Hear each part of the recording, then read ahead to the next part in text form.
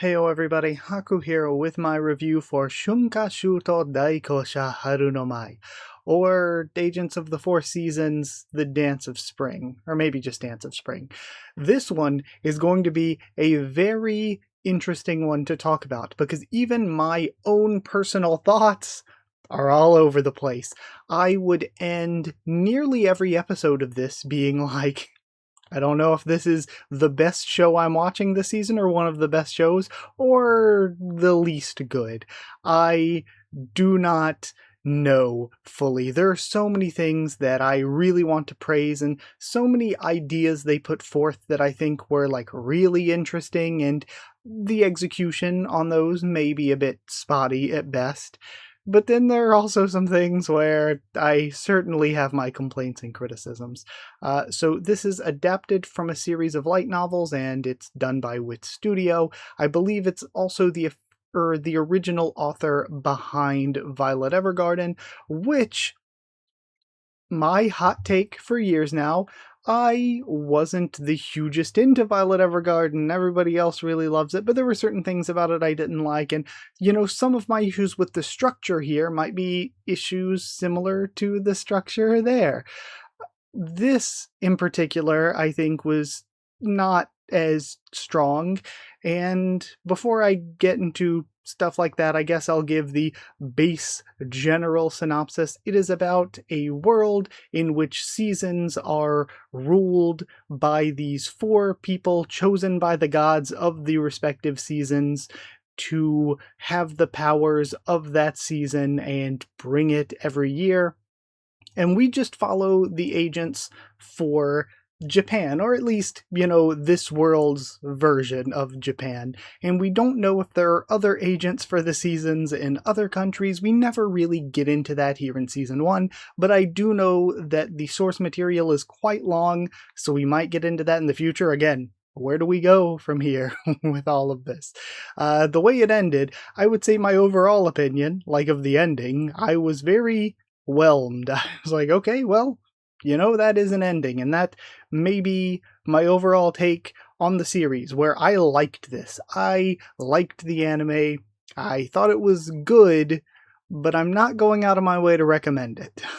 That's where I stand on the general quality of it. And for this review, I will have to talk about like world building stuff and events that happen. So if you haven't seen already, just know that this is going to include things like that.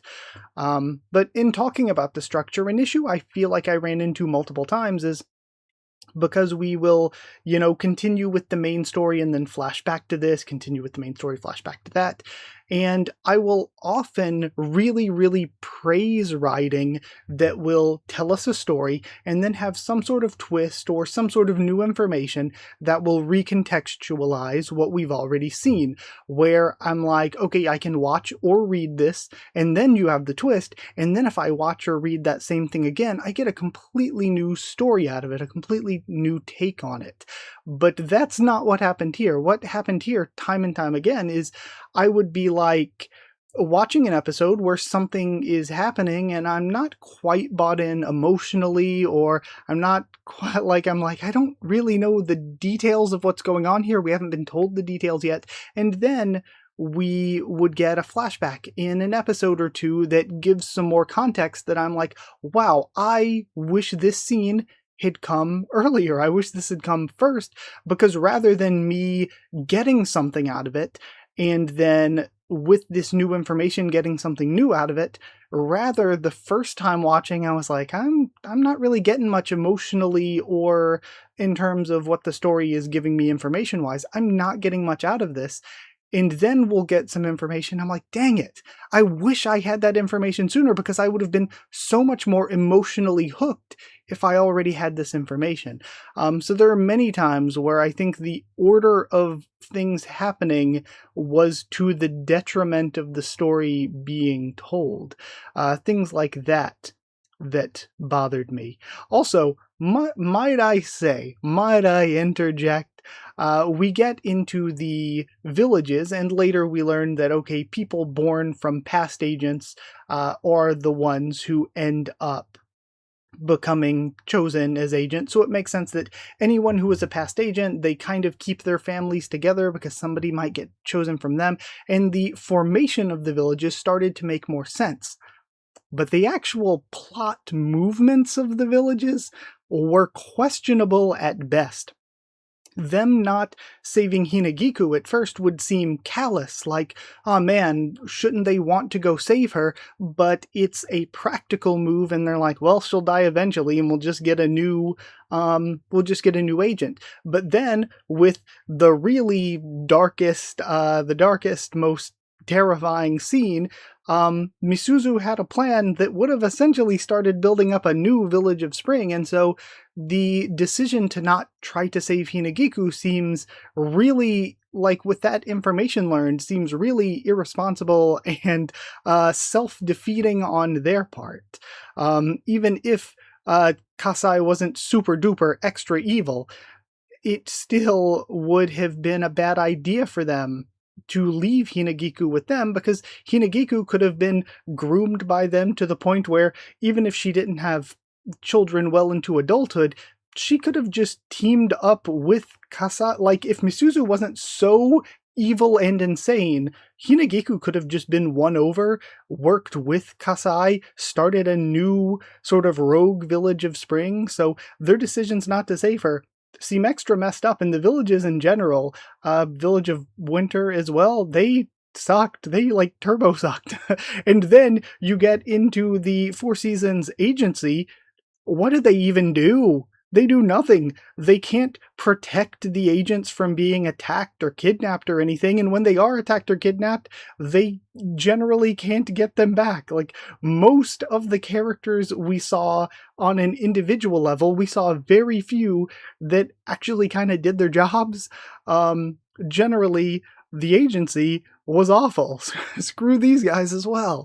So it just made me think, and again, you would really, really, if you were the agency, want to be protecting and going after the kidnapped members like Hinagiku. Like, it's insane to me how inept or comically evil the villages and agency feel, even compared to how over-the-top evil the insurgents are.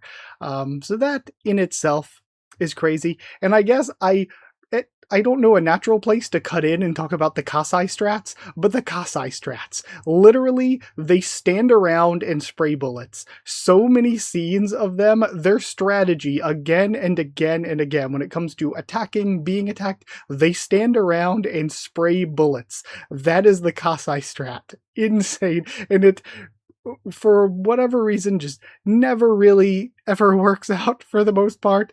In fact, you gotta almost commend the occasional random soldier that hits a shot on somebody. I'm saying a lot, I need to stop that.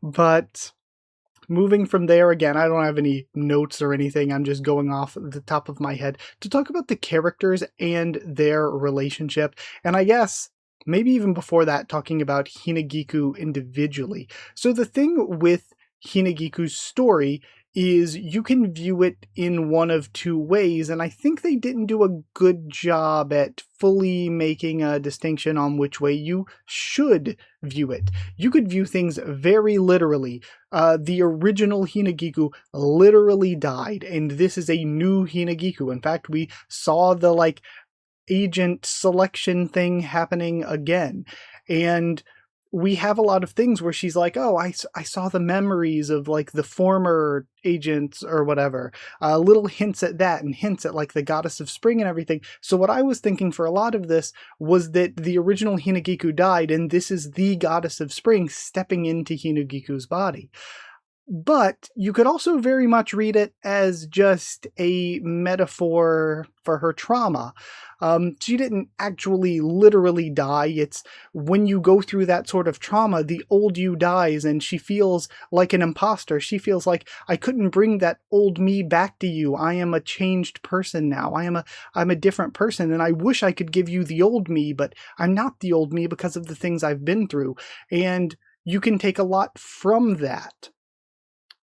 But the issue is that they did have some of the supernatural agent and god stuff playing into that. So even at the end where she's like, I know this isn't real, I know it's just a dream, but there were some actual physical or metaphysical things going on in relation to it. So I feel like where we ended up, they went both too far and not far enough.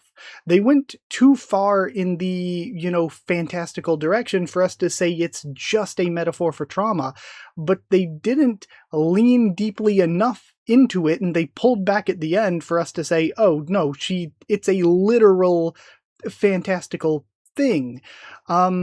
And the issue is that you can have it be a literal she literally died. It's literally a new Hinagiku, which is how I'm reading it, because we had so many magical things happen in relation to it.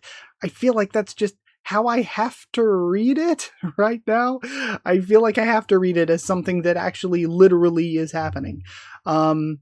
Because it makes less sense to view it just as a metaphor for her trauma. It makes less sense that way. And you can have it be a magical thing, but that magical thing is still a metaphor for a person going through trauma. You can still do it that way. And that's the way I'm choosing to read into it, because to view it as not magical at all, not related to the gods and the agent selection at all, doesn't work for me, just because of how much of that magical stuff we saw actually play into what was going on with her trauma. So it ends up in this spot where it's both too far and not far enough. I think that some of the things done with Sakura's character was very, very interesting. She was a very deeply written character. However, we also feels like we treaded a lot of the same ground with Sakura a lot. I think one of the best things about Sakura, in a way, one thing I didn't like a little bit is they almost in the final episode mirrored Sakura's obsession with Hinagiku to Misuzu's obsession in a bit of a way. And while the codependency, the obsession that she has over Hinagiku isn't healthy in Sakura's case, and it causes some strife in terms of personal connections, Misuzu's straight up evil, so I feel like conflating the two isn't necessarily the best, the strongest there. Also, Misuzu has a lot of mystery that we didn't fully explore, which makes me feel like she is almost one of those characters that could get a semi-redemption arc of explaining their trauma and how they ended up the way they are, and them doing something to help the main characters moving forward. But I also feel like she went so far in the evil direction. They were about to run a rape train on a child. She went so far in the evil direction that I don't feel the most comfortable being like, oh yeah, now she's going to team up with him. I feel like you maybe went a little bit too far for that, in my opinion. When it comes to Rosei and Itacho, I liked both of them a lot, but we saw them quite sparingly, and I'm not fully bought into their relationships with Hinagiku and Sakura. Now, I think Rosei and Hinagiku is a good, well-written relationship. Totally makes sense for them to feel the way they feel about each other. And Sakura and Hinagiku totally makes sense for them to feel the way they feel about each other. Their relationship is the one we spend the most time with for sure. I am not won over at all, though, by Itacho and Sakura's relationship. Especially at the end, we lay it on thick in the finale, but I just don't think we saw enough. We just didn't have enough setup for me to be like, why would they care so deeply about each other? It makes sense why the other pairings, like I said, would care so deeply about each other.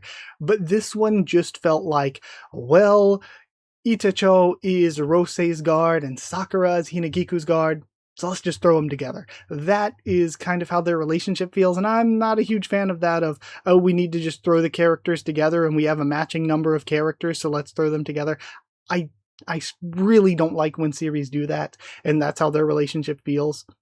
And some of my complaints about some of the silly detail stuff, I will have a difficult time explaining, but I'm someone who grew up with a majority of female family members, or at least a lot of female family members, and a large portion, probably a majority of female friends. So I've plenty of times just been, at a friend who is a woman's house just watching movies, or we go out to see a movie together or something, and it's just some rom-com, and this guy, the male lead, protects the female lead, and maybe there's a car chase, or he fights off a couple of random thugs or something, and the action will be quite silly or not make a lot of sense. And if I would bring up afterward, like, it was kind of silly how those guys just stood there and got beat up, or like that was a really unwell choreographed scene or whatever, some of my female friends might be like, I didn't even notice that. I didn't even pay attention to that. I just thought it was hot when he said he wanted to protect her. And so there are some scenes where, like, Rose and Itacho are literally getting shot at. They are in the middle of a shootout, and they're doing this drama stuff on the phone. And for me, I'm like, it is very, very silly to be doing this while you literally have bullets flying at you. You are getting shot at. But the reason I bring that up is because I could see, again, some of my friends being like, I didn't really pay attention to that. I just thought it was hot that Rose wanted to protect her. So they're focusing on the character drama and not the like details of, oh, they're talking during a shootout. So this isn't a criticism of people watching in that way, or, I mean, for me, it's a criticism of the show. For me, I think that's a complaint, that's a criticism. But the way I bring it up like this is it might not be an issue with the show not being good as much as the show not being fully, completely for me. Where for me, that's a complaint, that's a criticism. But for you, if you find this interesting, or for somebody else, it's not a big deal. It's not something to even care about. I don't think that's a bad thing to just be like, yeah, I just paid attention to the character drama. That's what I cared about. Though I think I also care about that, and I don't think it helps the shootout situations that we have sometimes, the Kasai strats where they just stand around shooting at people. I don't think that necessarily helps, but I could also see being like, yeah, that's just not my focus. Like, for me, as an example, I could be going through PVs trying to decide what to watch from a certain season, and I'm like, this show and this other show look equally all right, but this one show has a character I think looks hot or cute, or the art style I think is good, or the character designs I think are good, and the plot looks equally fine, but the one I might decide to go with over the other might be something that's just purely surface level or visual or whatever. So again, that's not necessarily a huge complaint. I like some of the things we got into with some of the other characters tying into Sakura and Hinagiku. I loved Nadeshiko and Rindo. I really, really liked them, and how what we were doing with Nadeshiko and Rindo was showing how Hinagiku and Sakura ended up the way they are. If things continued on the path that they were continuing, there was a chance that Nadeshiko ends up like Hinagiku. Nadeshiko is in that same position, and the same thing goes with this whole time we've been seeing the toxic side of Sakura's obsession, but we're seeing through Rindo how that obsession takes form. And it gives a chance for characters like Rose and Itacho and Sakura and Hinagiku to get a chance to say, we did things this one way back then, and it wasn't necessarily that we did anything wrong. They were literally kids. Wasn't necessarily that we did things wrong, but now we can team up, we can come together, and we get a second chance. We get a chance to do this right, and a chance to prevent Nadeshiko from going through the trauma that Hinagiku did, prevent Rindo from ending up like Sakura.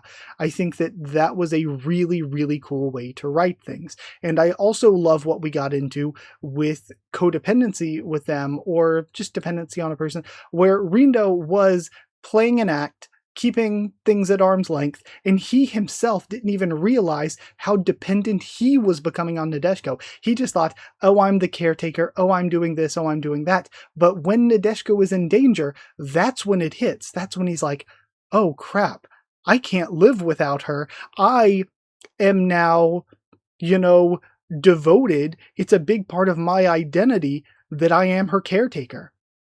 So that was a big thing we got into with those characters.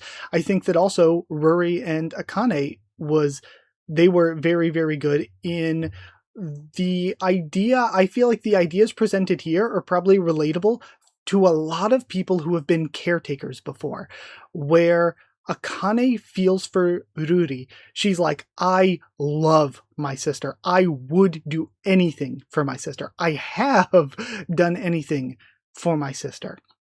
But there is also a level of resentment that Akane feels, where she has this level of resentment over, I love you and I've done everything for you, but I wish I could live my own life. Her whole life, she hasn't been able to live her own life. It's all been in service to her sister. And it's like, I wanted to do what I wanted, but I've done this. And again, I feel like a lot of people who have been caretakers can probably feel this, where they're like, oh, I could have done this with my life. I could have done that with my life. I wanted to do it, but a parent got sick. And instead I spent a decade plus caring for this sick parent.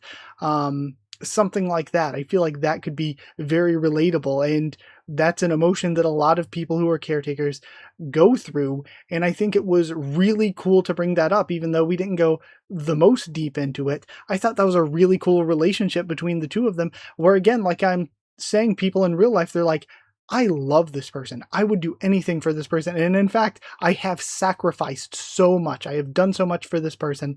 But there is, at least at some level, some resentment of, while I love them, and while obviously given the choice between doing what I want and caring for them, I'd choose caring for them because I have chosen caring for them. While there is that, there is also this level of, man, I missed out on so much. I missed out on me. And we have that relationship there between Ruri and Akane. And it's very, very good. And I'm really hoping her name was Akane and I'm not messing it up. Hold on. Ayame. Wow. Welp. Just imagine I said Ayame that entire time. Imagine I have the page for the show brought up just in case I forgot anything. I've been working just off the top of my head, no notes. Pretend I was saying Ayame the whole time. Whoops. My bad. My bad. Sorry about that one. Is there anything else to bring up with this? Not too much, I would say, story-wise. I think story-wise I've gotten mostly into the characters and everything. Production quality-wise, I think this is OST of the season. The OST, some of them, had me like Pavlovian response, like, oh, that's getting me emotional. That's making me feel a certain way. That's so good. So I would say OST, possibly OST of the season. Production visuals, visually very, very good. So good. I like the art style. I like the character designs. Not the most out there incredible. Again, I kind of like when series kind of go out there with their character designs or their art style a little bit. But very, very good visually and everything. So very good sound-wise. Like I said, the opening and ending, some of the best of the season. The opening visuals are very, very good. And the songs, the opening and ending song, both absolutely incredible. I love them so much. The ending especially would get me choked up basically every time. The ending and the visuals of like the little Hinagiku pulling the older Hinagiku forward and it's so good. I loved the opening and ending. Those were really, really, really great. And there was one more story thing I wanted to bring up, but now I feel like I'm forgetting it. I'm a bit distracted by how harsh the sunlight is coming in and how bad the lighting is. But there was one more story thing that I thought I needed to bring up.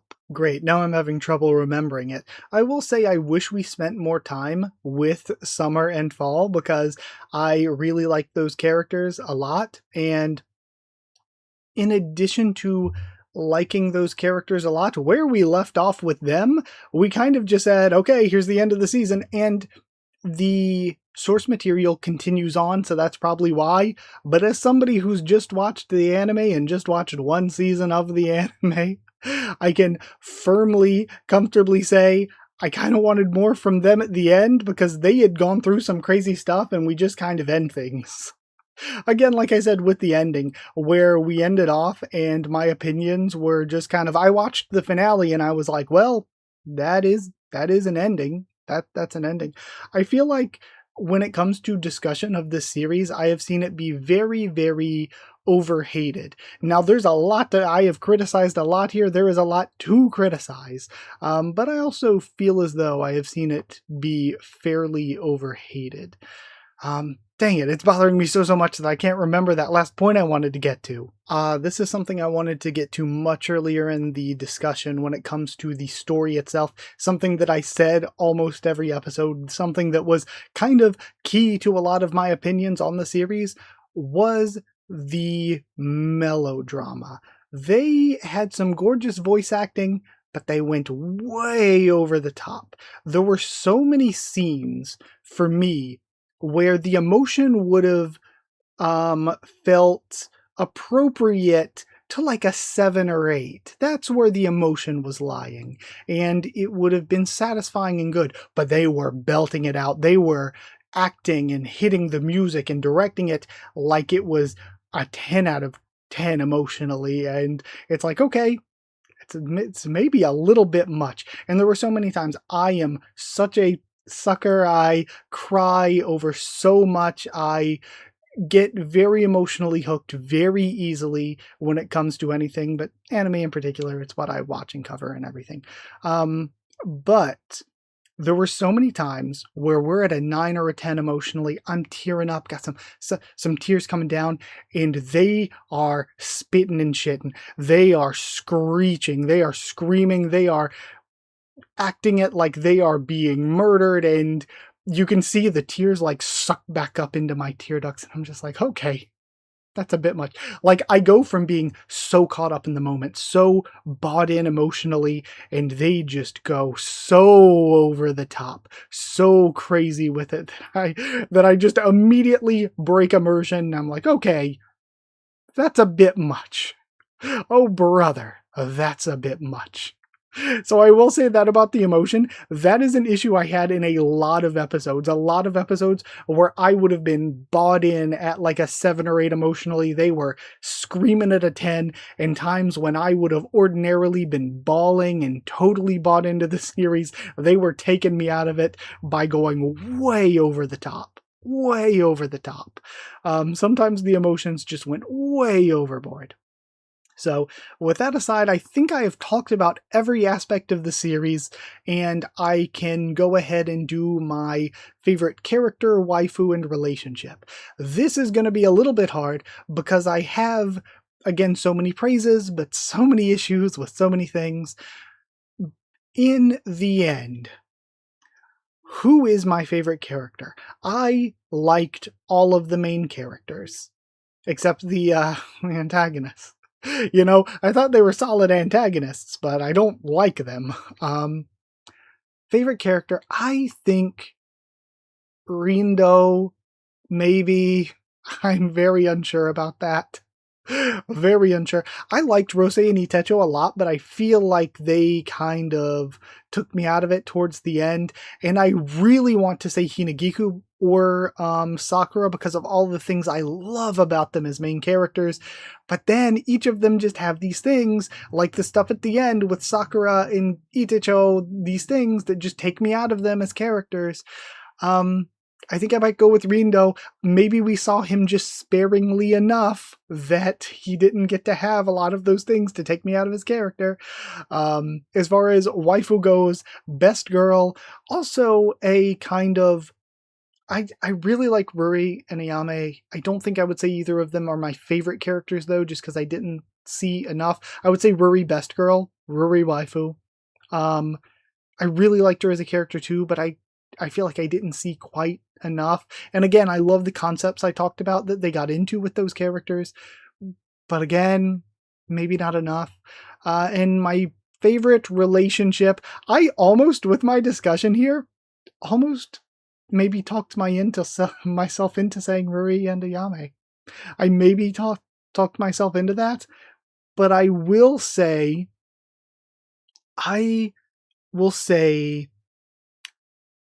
Rindo and Nadeshiko.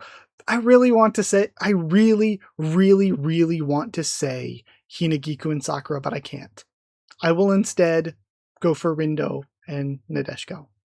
And I think the reason I can't say Sakura and Hinagiku is that it's the ending. It's the ending and it's the romance stuff. And I feel like if they had just again, it's one of those going too far but also not far enough things. If they just commit to they don't have feelings for each other at all. I mean, well, they don't have romantic feelings from what we see, necessarily just platonic ones, very deep and codependent platonic ones. But if they were platonic, but also there wasn't the stuff with Rose and Itacho, I think I would like their relationship more. Or if they had just gone the full Yuri route and just said, okay, it's Yuri, it's girls' love, we're going to add the two of them together. Again, if they just went one way or the other, then I think I would like the relationship more, but having the relationship platonic and then also having the Rose and Itacho stuff feels like the stuff that I brought up that I hate. It's something that I hated about Kisniver as an example, where it's like, okay, we'll introduce a main cast of 4 characters. So we need to have that one be with that one and that one be with that one. Or we'll, in the case of Kisniver, I think there were 6, we'll introduce a cast of 6 characters. So we need to have this one with that one and this one with that one and that one with the last one. I hate that. I hate when series do that so much. And I feel like that aspect of things takes me out of their relationships, which is why a big part of why I can't say it's my favorite relationship as much time as we spend on it. So either way, I yapped about this one a bunch, way more than I thought I would, so I guess I don't get to record anything else today. I don't have time for that. So either way, I will end things here. Sorry if the visuals looked awful the entire time because of the lighting. The sun is going nuts right now. But either way, I'll end things here. If you did like the video, comment down there to tell me what you thought of this. Yeah, he almost said this chapter or this set of chapters like I'm doing a read through. Tell me what you thought of this anime, my thoughts and all of that. Again, this was all off the top of my head, so sorry if it's a mess in that way too. Like, comment, subscribe for more anime, much more on the channel. If you want to help support the channel by sharing around or dropping a super thanks, it's appreciated. If you want to help support the channel by becoming a member or patron, you get your name at the end of videos and One Piece bingo early in addition to helping support the channel. So just hit join down below to become a member. Go to patreon.com/Haku of the Tubes, or a link will be in the description to become a patron. Thank you so much to people who are already members and patrons. Thank you to chosen regulars Evan Hawley and Bertie Wooster, Magical Girls The D-Ban and Maru, Cheriton Student, David Langstaff, Slayer Candidates, SG and Stan Cedar, and Pure Element Pate Real. Thank you all so much for your support. Thank you so much for watching, and I'll see you all next time.